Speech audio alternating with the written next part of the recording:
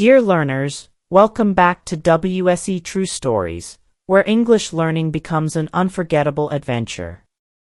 Today, we will travel back to the heart of medieval France, a time when knowledge was rare, and the dream of education was only for a privileged few. Yet out of this world of inequality, one man rose to change everything. His name was Robert de Sorbon, a humble theologian who would go on to found the Sorbonne, the beating heart of French education, and one of the most enduring symbols of learning in Europe. But this is not only the story of a man who built a school. It is the story of a dream stronger than poverty, stronger than obstacles, and stronger than the rigid walls of society. It is the journey of resilience, of sacrifice, and a vision, the vision that knowledge should not belong only to the rich or the powerful, but to every mind eager to learn. As we follow Robert's footsteps, you will not only improve your English listening and understanding, but you will also discover how determination can transform a single life into a legacy that lasts centuries. So get ready for a powerful journey, full of moments that may inspire you, challenge you, and perhaps even move you to tears. And before we begin, if you'd like to support our work, you are welcome to like, comment, share, or join us. Your support means a lot and helps us continue creating meaningful stories. Now, let's begin the story of Robert de Sorbon, the man who turned knowledge into a gift for the world. In the early 13th century, Europe was a place of contrasts. On one side stood castles, knights, and the power of kings and bishops. On the other side lived peasants who worked the land, often trapped in poverty, with little hope of change. It was a time when education was a luxury. Only the children of nobles or wealthy merchants could dream of studying, while most ordinary people remained illiterate, their voices unheard in the great conversations of faith, philosophy, and law. It was into this world that Robert de Sorbon was born in 1201, in the small village of Sorbonne, in the region of Ardennes, France. His family was poor, his father a modest farmer who struggled to provide for his children. Robert grew up knowing the bite of hunger and the cold of harsh winters. He had no golden cradle, no library of books at his side. Instead, he had the wide fields, the silent forests, and the daily struggle for survival. And yet, from the very beginning, Robert showed a different kind of wealth, an extraordinary mind, sharp curiosity, and a heart that longed for knowledge. He listened carefully to priests when they preached, he asked questions others were too shy to ask, and he memorized words and ideas like treasures. The village priest, noticing the boy's passion, sometimes lent him scraps of parchment or taught him verses of the Psalms. For Robert, these moments were like drinking water after thirst. But France was not only a place of hardship. It was also a land in transformation. The University of Paris, already famous in Europe, was growing as a center of theology, philosophy, and debate. The great minds of the age, Albertus Magnus, Thomas Aquinas, were shaping Christian thought, searching for harmony between faith and reason. For a poor boy in a remote village, such a world seemed unreachable, like a star shining far away in the night sky. Still, young Robert held a hidden fire inside him. He believed that knowledge was not only for the privileged but could become a path to serve God and help humanity. This conviction, born in the quiet village of Sorbonne, would guide every step of his life. But before reaching greatness, Robert would have to face challenges that threatened to crush his dream before it could begin. For now, let us pause and ask, can you imagine being a child in a poor family, yet carrying a secret dream that feels impossible? What would you hold on to, hope, faith, or determination? Robert de Sorbon's childhood was marked not only by poverty but by the cruel barrier that poverty created between him and learning. he watched with longing as the sons of noblemen traveled to study in the growing schools of Paris, while boys like him were expected to remain in the village, tending animals or plowing fields. For many, this was simply the natural order of things. Some were born to command, others to serve. But for Robert, this division burned inside him as deeply unfair. He often imagined what it would be like to sit in a hall where masters spoke of God, of truth, of wisdom, while students debated ideas that could shape kingdoms. He wanted to enter that world not for glory, but to serve something higher, to know God more deeply, to help others, and to give meaning to his life. Yet each day the reality of his family's poverty reminded him of the distance between dream and possibility. The first great challenge came in his teenage years, when he confessed to his family and his priest that he wanted to study theology in Paris. His father looked at him with worry and silence. His mother, torn between love and practicality, asked, "How will we feed ourselves if you leave? And how will you, my son, survive in Paris with no money?" The village priest admired his desire but shook his head gently. To study in Paris required not only intelligence, but the means to live: food, clothes, books, a roof. For Robert, every one of these seemed out of reach. And yet, he refused to let go. He began to help the priest with simple duties, reading aloud, assisting in small ceremonies, and in return, the priest gave him fragments of knowledge. Slowly, Robert learned Latin, the key to education. He prayed with intensity, asking God to open a door that seemed forever closed. His life at this stage was full of contradiction, outwardly a poor boy with no prospects, inwardly a soul burning with a call that would not let him rest. At times, doubt crept in. He wondered, was it pride to want an education when so many around him accepted their lot in silence? Was he chasing an illusion? But every time he opened a borrowed page of scripture or listened to a sermon, he felt that unmistakable certainty: knowledge was his path, and God had planted this hunger in his heart for a reason. Robert's first steps toward study required great sacrifice. He lived with very little, often fasting not as a spiritual choice but because food was scarce. He endured cold winters with almost no proper clothing. Yet he clung to the idea that hardship could be endured if only he could reach Paris. The challenge was immense. He was poor, fragile, and unknown. But the seed of his vision was already growing. This early struggle revealed the core of Robert's character. He was not simply a dreamer, he was resilient, ready to face humiliation, hunger, and doubt if it meant moving closer to the world of learning. And this resilience would prove vital, for the road ahead was filled with even greater obstacles, where the very survival of his dream would hang in the balance. At this stage of Robert's life, let me ask you, have you ever carried a dream that seemed far beyond your reach, a dream others doubted, but you could not let go of? If so, then you already share something with Robert de Sorbon. With determination burning in his heart, Robert de Sorbon left his small village for the bustling streets of Paris. The city was unlike anything he had ever seen: crowded markets, towering cathedrals, and the hum of scholars debating in courtyards and lecture halls. For a boy from Sorbonne, it was a world that promised both wonder and danger. Every corner seemed to whisper opportunity, yet every challenge loomed large. Survival itself became a daily struggle. Robert had little money, and at first, he found shelter wherever he could, in humble rooms shared with other poor students or even in the hallways of churches, resting on cold stone floors. He often went without proper meals, relying on small gifts from charitable patrons or the occasional loaf of bread.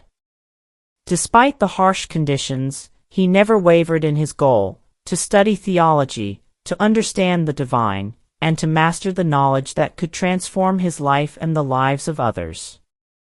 Paris was a city of learning but also of great inequality. The wealthy students could afford books, tutors, and fine clothing. Robert had none of these. Every lecture he attended required focus, memorization, and cunning. He developed an extraordinary ability to listen carefully and retain knowledge. When others read their own copies of texts, Robert relied on memory, noting every word in his mind with precision. His hunger and hardship sharpened his mind, molding him into a student of rare discipline. Yet the struggle was not only material. Robert also faced skepticism and prejudice. Professors and peers questioned whether a poor village boy could truly rise to the heights of learning. He felt the sting of doubt, and at times, shame. But Robert refused to let others' opinions define him. Instead, he turned each doubt into motivation. Every critical glance, every whispered comment about his background became fuel for his ambition. During these years, Robert also discovered the importance of community and support. He found mentors among the clergy, men who recognized his brilliance and dedication. They offered guidance, small financial help, and opportunities to teach younger students. Robert, in turn, helped wherever he could, copying manuscripts, assisting in lessons, or offering prayers for those who had aided him. He was learning not only theology but also the meaning of service, humility, and perseverance. These first years in Paris taught Robert that greatness required more than talent. It demanded resilience, strategic thinking, and the courage to face suffering without surrendering hope. He learned the delicate balance between survival and study, between ambition and service. His life became a daily exercise in patience and endurance, with moments of doubt and fear always shadowed by an unshakable faith in his purpose. Through this struggle, Robert began to imagine a new possibility, a school where knowledge could be accessible to the poor, where capable minds would not be denied learning due to wealth or social status. Could such a vision ever become reality?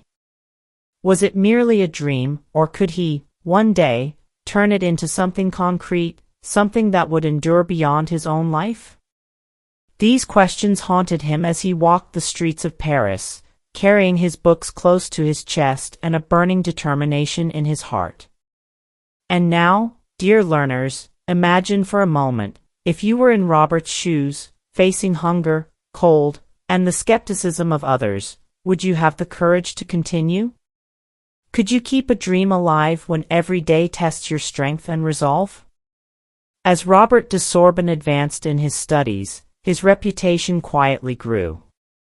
The professors of the University of Paris began to notice the sharpness of his mind, the clarity of his arguments, and the depth of his faith.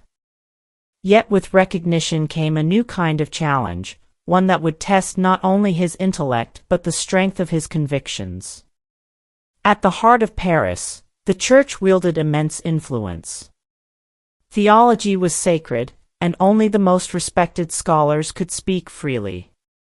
One day, Robert found himself involved in a heated debate in the hall of one of the university's masters. The topic was not simple, it concerned the nature of divine justice and the role of wealth in accessing knowledge. Robert, with his humble background, argued passionately that education should not belong only to the rich. His words, bold and sincere, stirred murmurs among the audience. Some professors were impressed, others were offended. Soon, Robert realized that his ideas, though noble, were dangerous. The university hierarchy was wary of anyone challenging the social order, even in the name of God.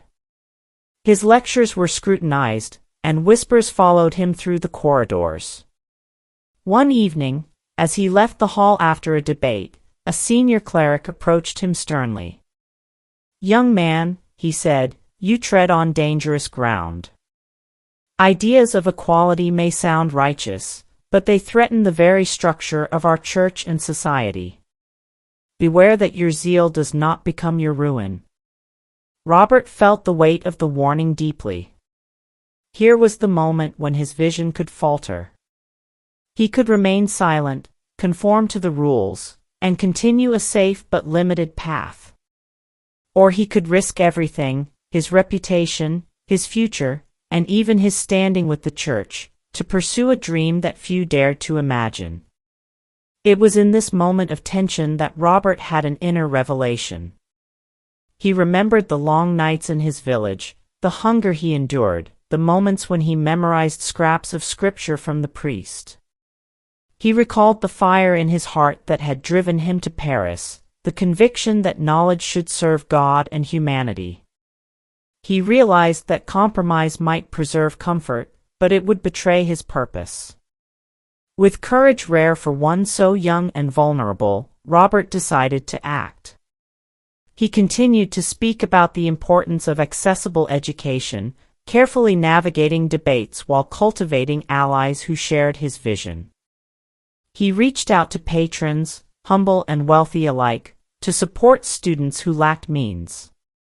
Slowly, his dream began to take shape, not yet a school, but a network of support, a community where poor scholars could live and learn. The turning point was not a single dramatic event, but a series of small victories, a professor offering guidance, a benefactor providing food, a young student inspired by his teachings.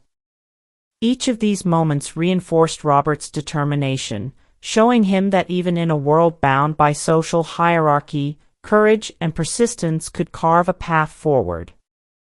Yet, as he moved closer to his goal, Robert understood that vision alone was not enough. To create lasting change, he would need structure, formal recognition, and a place that could endure beyond his lifetime. He began to imagine something revolutionary, a school founded explicitly to educate those who had the talent and desire to learn, regardless of wealth. Could such a bold step succeed in the heart of Paris, under the watchful eyes of the church and society? This question would soon demand his most decisive choices. And here, dear learners, I invite you to reflect. If you had a vision that could transform the lives of many, but faced warnings and risks that could endanger everything you hold dear, would you have the courage to act? What drives you when fear and doubt stand in your path? The dream of a school for the poor, a place where knowledge would not be denied to anyone capable of learning, had begun to take form in Robert de Sorbon's mind. But with this vision came the heaviest trials he had yet faced. To bring it into reality, he would have to confront not only financial obstacles, but also social skepticism, political pressures, and the rigid expectations of the church hierarchy. The stakes could not have been higher. Robert understood that founding a school in the heart of Paris would demand more than intellect, it would demand sacrifice. He had little wealth, almost no support from the aristocracy, and yet the task before him required resources for buildings, books, and the sustenance of students who had nowhere else to turn.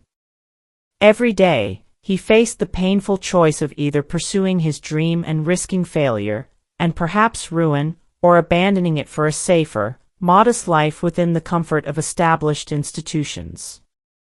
The first sacrifice was personal. Robert began to live on even less than before, devoting almost all his time to study, teaching, and organizing support for poor students.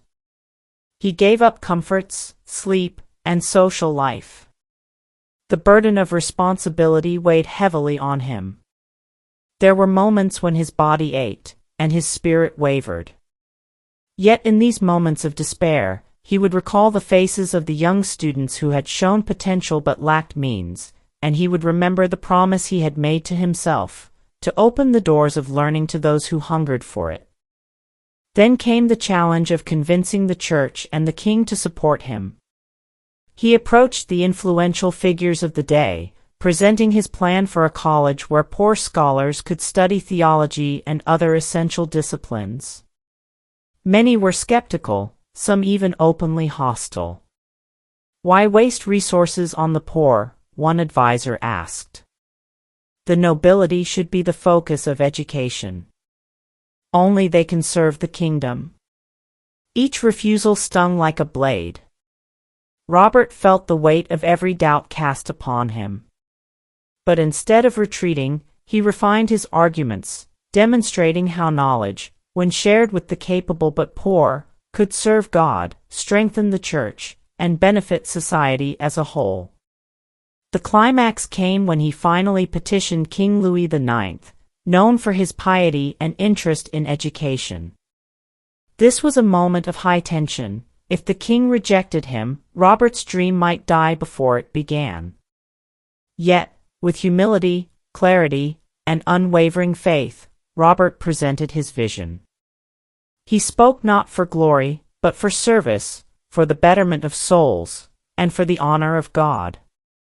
In that moment, his entire life, the poverty, the hunger, the sacrifices, the nights spent memorizing scripture by candlelight, converged into a single, decisive act of courage.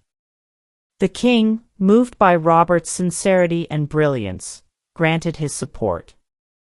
Finally, Robert de Sorbon had the blessing and resources to found a college in Paris, a place dedicated to the education of the poor and capable. This victory, however, was not simply political or material. It was the triumph of vision over fear, of sacrifice over comfort, and of persistence over societal expectation. At this pivotal point in the story, I ask you, dear learners, when you face a choice that tests everything you believe in, are you willing to endure sacrifice to achieve your vision?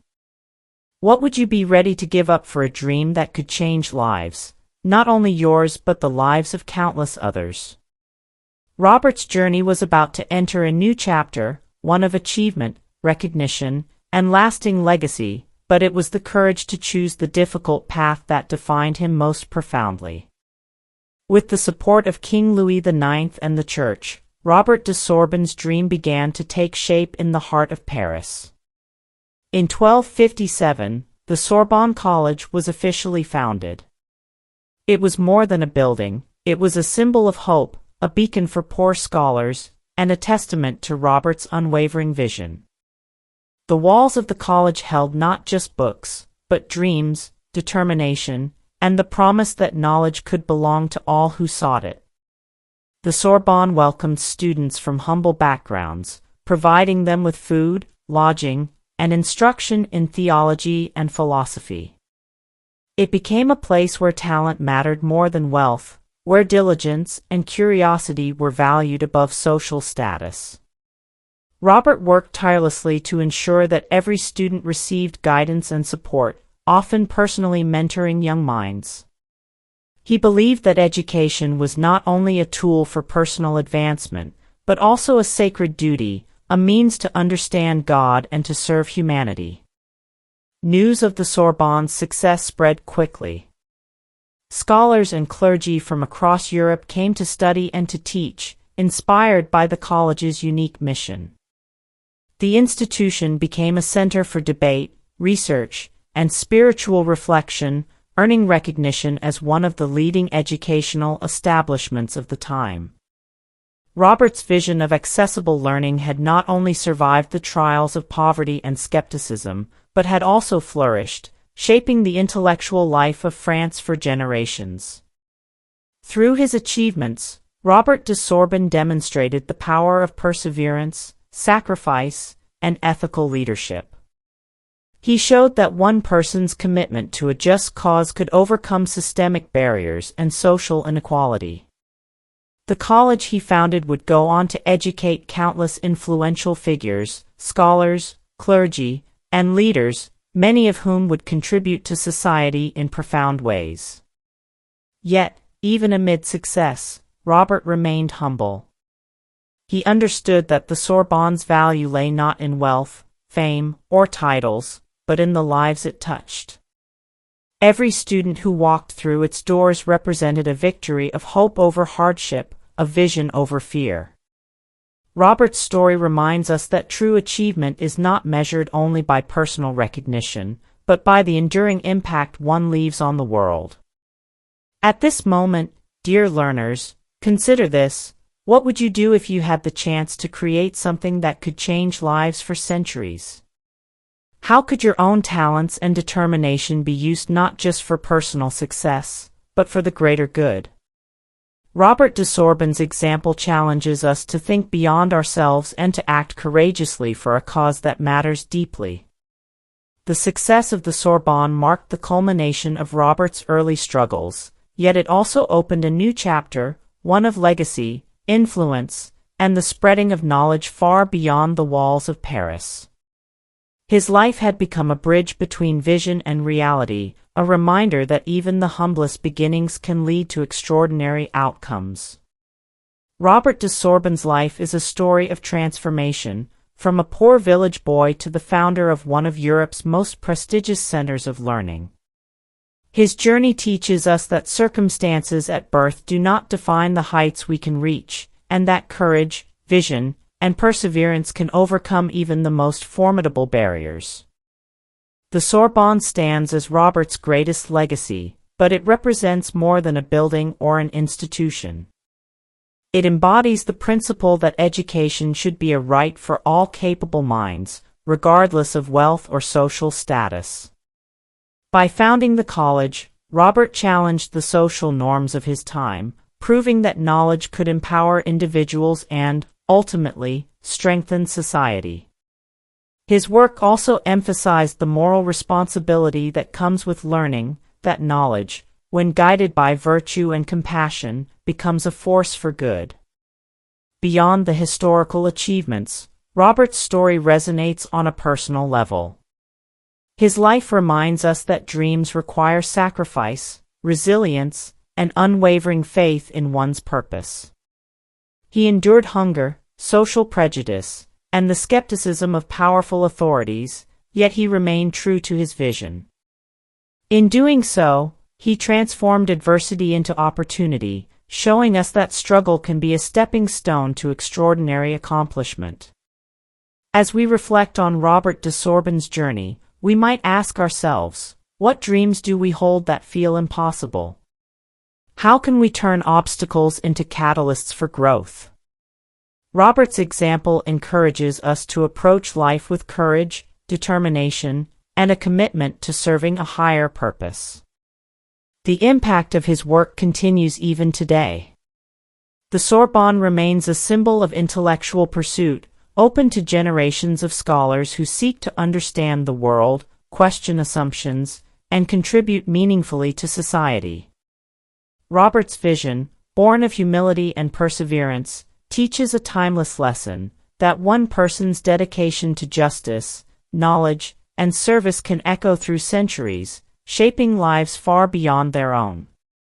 In remembering Robert de Sorbon, we honor not only his achievements but also the values he championed: hope, resilience, and the transformative power of education. His life encourages each of us to act courageously, to pursue our dreams relentlessly, and to consider how our actions might leave a positive mark on the world. Dear learners, as we close the story of Robert de Sorbon, take a moment to reflect on the incredible journey we've witnessed. From a poor village boy with nothing but a thirst for knowledge, he became the founder of the Sorbonne, a place that would shape the minds of generations. His life teaches us that courage, persistence, and faith in a vision can overcome even the harshest obstacles. Every struggle, every sacrifice, every sleepless night Robert endured was a step toward creating something far greater than himself, a legacy that continues to inspire and transform the world today. Robert once believed that knowledge should serve both God and humanity. In living that belief, he showed us that education is not simply about learning facts, but about nurturing minds and hearts to contribute to a better society. His story invites us to ask ourselves, what dream in your life is waiting to be pursued, no matter how impossible it seems? How can your actions serve not only your own growth, but the well-being of others? If Robert de Sorbon's journey moved you, carry forward his message. Share this story with friends, inspire curiosity, and remember that even the humblest beginnings can lead to extraordinary achievements. Support our work by liking, commenting, or subscribing. It helps us continue bringing these stories to life for learners like you. Until next time, keep learning, keep dreaming, and never stop believing in the power of knowledge to change the world. Goodbye for now, and may hope, courage, and determination guide every step of your journey.